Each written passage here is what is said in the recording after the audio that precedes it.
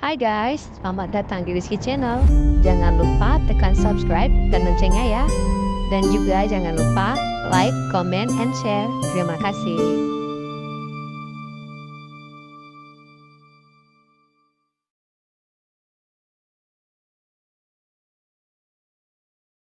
Bab 14, Pak Owen. Semua orang bahkan tidak melihat bagaimana Owen bergerak, tiba-tiba para pria kuat sudah dijatuhkan. Cindy melongo dan tidak bisa berkata-kata. Emily juga berdiri membeku di tempat. Kapan Owen menjadi begitu kuat? Bayu dan Pak Malik juga tertegun. Mereka berdua tidak bisa mempercayainya. Bocah berpenampilan biasa ini, bisa kungfu. Mereka tahu telah bertemu orang yang sulit dilawan. Mereka gugup dan ketakutan. Apa yang baru saja kamu bilang pada adikku? Rowan menghampiri Pak Malik, mengulurkan tangan untuk menepuk pipinya. Aku salah. Aku minta maaf pada adikmu.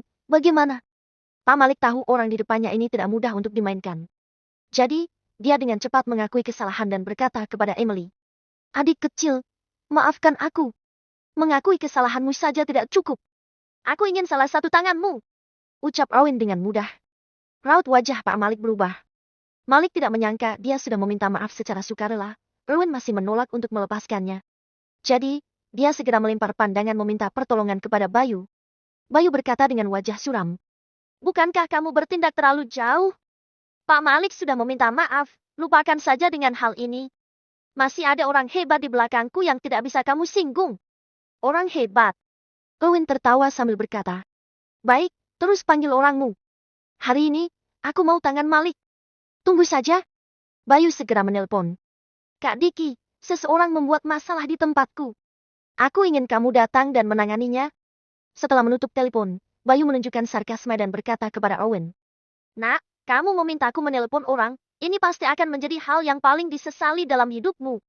Saat Kak Diki datang, kamu pasti mati. Kak Diki yang dia sebut-sebut itu adalah orang kepercayaan bos di belakangnya, dia juga bertanggung jawab atas keamanan bos. Diki memiliki puluhan pengawal berkualitas tinggi di bawah komandonya, semua orang ini memiliki keterampilan kungfu yang hebat. Sekalipun Rowan sangat lihai, dia tidak mungkin bisa menjadi lawan mereka. Mendengar ini, Rowan tampak acuh dan tidak menanggapi. Namun, Emily sangat berterima kasih melihat kakaknya yang membelanya. Yang terjadi selanjutnya adalah kekhawatiran yang mendalam. Karena Bayu berani mengucapkan kata keras, dia pasti akan mengundang tokoh yang lebih kuat. Setelah beberapa saat, sekelompok orang lain datang ke KTV impian. Pemimpinnya adalah Diki. Di belakangnya, diikuti oleh sekelompok pria kuat. Kak Diki, kamu akhirnya datang. Bayu berseri-seri dan bergegas menyambutnya. Seluruh kota Nila tahu kamu adalah orang Pak Arif. Siapa yang berani membuat masalah di tempatmu? Tanya Diki dengan dingin. Dialah orangnya. Bayu menunjuk Owen dan tersenyum sinis, seolah mengatakan, kamu pasti akan mati. Aku sudah meminta maaf padamu, tapi kamu tidak menerimanya. Situasi saat ini karena kelakuanmu sendiri. Pak Malik juga mencemooh Owen. Emily dan Cindy ketakutan dengan aura Diki, mereka menatap Diki dengan gugup. Diki melihat ke arah yang ditunjuk Bayu, kemudian dia tiba-tiba tertegun. Diki baru bertemu Owen beberapa jam yang lalu, mana mungkin dia tidak mengenalnya?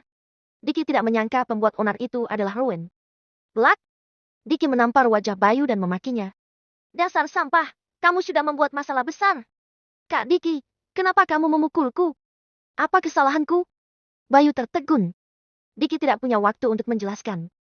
Dia dengan cepat datang ke sisi Owen, berseru dengan hormat sambil berkata, Pak Owen, Diki tahu orang ini seseorang yang bisa menyembuhkan putri bos dan dihargai oleh bos. Jika anak buahnya menyinggung Owen dan putri bos tidak dapat diobati, siapa yang akan memikul tanggung jawab? Pada saat ini, seluruh ruangan langsung menjadi sunyi. Ketidakpercayaan muncul di wajah semua orang. Bagaimana bisa? Bagaimana Diki bisa memanggilnya Pak Owen? Cindy sangat terkejut hingga rahangnya hampir lepas. Begitu pula dengan Andi dan Gading yang tergeletak di tanah. Mereka semua tahu Owen hanyalah seorang peleceh yang baru saja dibebaskan dari penjara. Orang seperti ini bahkan lebih rendah dari orang biasa. Bagaimana dia bisa dipanggil Pak Owen oleh Diki? Selain itu, tampaknya Diki masih sangat menghormatinya. Apakah salah mengenali orang? Termasuk Emily juga penuh dengan tanda tanya di wajahnya. Bawahanmu hebat sekali ya, mereka sudah menindas adikku. Kata Owen dengan tenang. Mendengar ini, keringat dingin Diki terus mengalir, lalu dia berteriak. Bayu, apa yang terjadi? Bayu tidak pernah melihat Diki begitu marah sebelumnya. Dia dengan cepat menceritakan keseluruhan ceritanya. Setelah mendengar itu, Diki akhirnya tahu keseluruhan cerita, dia bahkan memiliki niat untuk membunuh Bayu. Masalah ini memang kesalahan pihak mereka. Bahkan jika Joshua dan ketiga orang lainnya memukul pelanggan, harusnya mempermasalahkannya pada Joshua, tidak seharusnya melibatkan adik Pak Erwin. Bajingan, berlutut dan minta maaf kepada Pak Erwin. Diki menampar Bayu lagi. Bayu tidak berani ragu. Dia langsung berlutut dan meminta maaf. Pak Erwin, aku salah. Erwin mengabaikannya dan melirik Pak Malik. Aku sudah bilang, aku mau salah satu tangannya. Pak Malik sudah sangat ketakutan. Malik tahu seseorang yang bahkan diperlakukan Diki dengan sopan bukanlah orang biasa. Sekarang, saat Malik mendengar kata-kata Owen, Malik langsung berlutut dan memohon belas kasihan. Pak Owen, tolong ampuni aku. Ampuni aku. Namun, Owen tidak bergeming. Lumpuhkan salah satu tangannya, kata Diki dengan kejam. Seorang pelanggan kecil, dibandingkan dengan Owen, tentu saja tidak berarti. Segera, dua pria kuat melangkah maju, mengabaikan perlawanan Pak Malik, kemudian langsung melumpuhkan salah satu tangannya. Suara melolong bergema di seluruh ruangan. Emily, ayo kita pergi. Owen menarik Emily yang linglung, lalu berjalan keluar. Saat Owen berjalan keluar dari KTV, Cindy dan ketiga orang lainnya juga mengikuti. Dengan adanya Owen di sini, Diki dan yang lain tentu saja tidak akan menghentikannya. Saat ini, Cindy, Andy dan Gading semuanya memandang Owen dengan tatapan berbeda yang penuh dengan ketakutan. Mereka tidak pernah menduga orang yang awalnya diremehkan mereka, punya kekuatan, bahkan menyelamatkan mereka. Sebaliknya, Joshua yang mereka kagumi, melarikan diri seperti hewan tanpa menghiraukan hidup atau mati mereka. Emily, di sisi lain, menatap Owen dengan wajah yang rumit, tanpa tahu harus berkata apa. Bagaimanapun, orang yang Emily benci selama 3 tahun telah menyelamatkannya hari ini.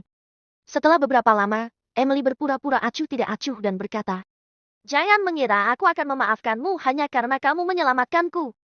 Kecuali, kamu tidak melakukan hal ilegal." Jelas kalimat terakhir tidak terdengar terlalu kasar, Emily sudah memikirkan harga diri Owen. Setelah mengatakan itu, Emily pergi dengan temannya. Melihat punggung adiknya, Owen merasa tidak berdaya dan juga agak lega. Meski adiknya masih tidak memaafkannya, sikapnya sudah melunak. Sekarang dia hanya mempermasalahkan tuduhannya. Untung, kebenarannya tidak jauh lagi. Pada saat ini, ponsel Owen tiba-tiba berdering. Setelah mengangkat ponselnya, terdengar suara desakan dari Lestari. Owen, jangan kembali ke rumah keluarga Renata lagi. Cepat pergi dari kota Niela. Semakin jauh semakin baik. Apa yang telah terjadi? Tanya Owen dengan terkejut. Jangan banyak tanya lagi, cepat pergi. Sebelum Lestari bisa menyelesaikan kata-katanya, suara Luciana terdengar. Owen, kalau kamu masih memiliki hati nurani, cepat kembali. Keluargaku sudah mau hancur karenamu. Owen langsung menutup telepon dan bergegas menuju kediaman keluarga Renata. Bab 15, Saingan Cinta. 20 menit kemudian, Owen tiba di depan villa keluarga Renata. Dia menyadari ada mobil van putih terparkir di pinggir jalan. Melalui jendela mobil, Owen dapat melihat kalau orang yang berada di dalam mobil adalah sepupu Lestari, Kevin. Pada saat ini, Kevin juga kebetulan melihat Owen. Dia pun tersenyum sinis. Tanpa pikir panjang, Owen hendak mendorong pintu masuk, tapi lalu dia mendengar suara dari dalam. Eka, meski Lestari mengalami kecelakaan mobil, dia baik-baik saja. Kamu sudah berniat baik sampai datang jauh-jauh ke sini. Kamu 10.000 kali lebih hebat dari si pecundang itu. Bibi, baguslah kalau Lestari tidak apa-apa. Lestari adalah temanku, inilah yang harus kulakukan. Itu adalah suara ibu mertua dan seorang pemuda. Ekspresi Owen langsung menjadi sinis. Owen mengenali pemuda itu. Nama pemuda itu adalah Eka Pratama, dulu dia juga dijodohkan dengan Lestari oleh nyonya besar Renata. Namun, Lestari tidak menyukainya. Untuk menolak pernikahan itu, Lestari memilih menikah dengan Owen. Akan tetapi, Eka tidak pernah berhenti mengganggu Lestari. Tidak disangka, setelah 3 tahun, Eka masih saja menolak untuk menyerah. Bibi, Lestari baik-baik saja, kenapa kamu masih mengerutkan kening? Tanya Eka lagi. Jangan diungkit lagi. Ini salah si pecundang itu. Dia baru saja dibebaskan dari penjara, tapi sudah mulai mencelakai keluarga Renata. Luciana menceritakan kisah Andrian yang datang ke rumah keluarga Renata hari ini. Setelah mendengarkannya, ekspresi Eka tampak kesal. Eka tidak menyangka Owen bisa-bisanya begitu tidak tahu diri dan pergi mencari masalah dengan keluarga Kusnadi. Bukankah Owen mencari masalah? Selama 3 tahun ini, tidak peduli bagaimana Eka menunjukkan kebaikannya kepada Lestari, Lestari tidak pernah menghiraukannya. Mungkin Eka bisa memakai masalah ini untuk mendekati Lestari. Bibi, aku pernah berhubungan dengan Tuan Muda Andrian. Mungkin aku bisa membantu, ucap Eka sambil tersenyum. Pada saat ini, gerbang villa didorong buka dan Owen masuk. Keluarga kami tidak membutuhkan bantuanmu. Aku sendiri bisa menyelesaikan masalah ini. Seru Erwin. Pada saat ini, Erwin akhirnya mengetahui alasan Lestari begitu ingin Erwin kabur. Ternyata karena Andrian. Selain merasa terharu kepada Lestari, Erwin juga kesal terhadap Andrian. Andrian, aku sudah memberimu kesempatan, tapi kamu malah tidak menghargainya. Jangan salahkan aku bertindak kejam. Kamu si pembawa sial akhirnya kembali. Kamu sangat tidak tahu diri. Kamu bisa menyelesaikannya. Bagaimana kamu akan menyelesaikannya? Kalau kematianmu tidak cukup memadamkan amarah Andrian, apa yang akan terjadi pada keluarga kami? Maki Luciana begitu dia melihat Owen. Lestari segera menghampiri Owen, kemudian dia bertanya dengan emosi. Bukankah aku sudah menyuruhmu untuk pergi? Kenapa kamu kembali lagi? Saat Lestari berbicara, matanya tampak merah. Dari sorot matanya, dia tampak sangat frustasi. Terlepas dari benar atau tidaknya tuduhan Owen, Lestari telah menikah dengan Owen selama 3 tahun, sehingga Lestari pun sudah memiliki perasaan pada Owen. Terlebih lagi, Owen sudah menyelamatkan Lestari. Karena itu, Lestari tidak ingin sesuatu terjadi pada Owen. Saat ini, ada orang lain masuk ke dalam villa. Orang itu adalah Kevin. Apa kalian belum selesai juga? Cepat serahkan dia padaku, kemudian pergi ke keluarga Kusnadi untuk mengaku bersalah. Buang-buang waktu saja. Kalau dia telat, keluarga Renata juga akan menderita. Bisakah kalian memikul tanggung jawab ini? Tanya Kevin sambil mengerutkan keningnya. Aku akan pergi bersamamu. Kata Owen dengan tenang. Owen, berhenti! Teriak Lestari dengan sekuat tenaga. Lestari, aku bisa menyelesaikannya. Percayalah padaku, aku akan segera kembali. Kata Owen dengan nada lembut sambil tersenyum. Setelah mengatakan itu, Owen berjalan keluar dari villa bersama Kevin. Lestari menatap lekat-lekat kepergian Owen. Hatinya terasa kacau balau. Kenapa Owen tidak mau kabur?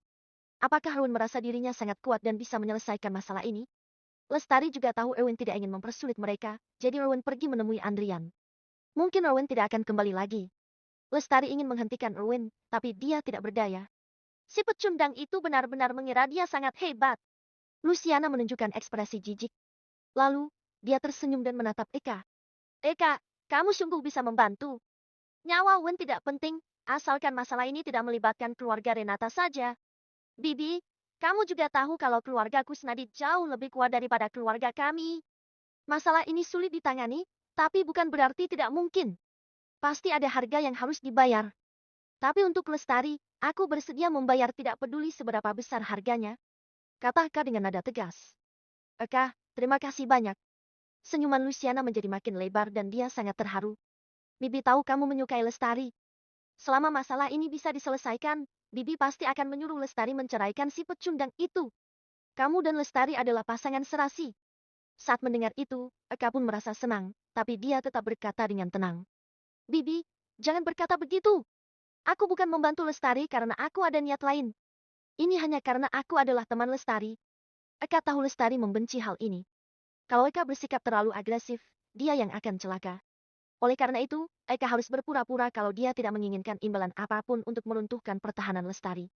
Pada saat itu, bukankah semuanya akan berjalan lancar? Benar saja, wajah Lestari sedikit berubah. Dia bertanya, Eka, bisakah kamu melindungi Erwin? Lestari selalu waspada terhadap Eka dan tidak ingin terlalu banyak berhubungan dengannya. Tapi sekarang Lestari tidak punya pilihan lain untuk menyelamatkan Erwin.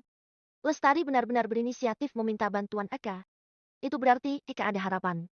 Eka merasa sangat gembira, tapi kemudian dia merasa sedikit kesal. Brengsek. Erwin telah mencelakai keluarga Renata. Kenapa Lestari harus memohon untuk Erwin? Lestari, aku mau bertanya. Kasus percobaan pelecehan Erwin telah membuatmu sangat menderita dalam 3 tahun terakhir. Setelah dibebaskan, dia sekali lagi membuat masalah dan merepotkan kalian.